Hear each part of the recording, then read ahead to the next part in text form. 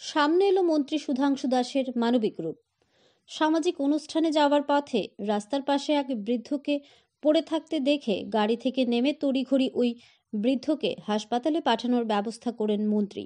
আজ সন্ধ্যায় ধলাই জেলার কমলপুর বিধানসভার অন্তর্গত দেবীছড়া চৌমুহনী এলাকায় অসুস্থ অবস্থায় রাস্তার পাশে পড়েছিলেন ওই বৃদ্ধ।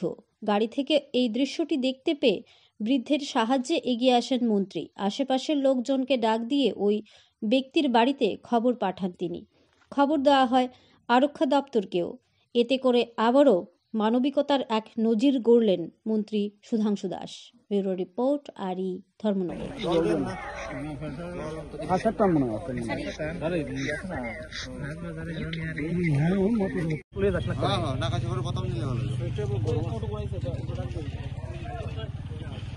টুকটুক আছে এখানে, ওই টুকটুক আর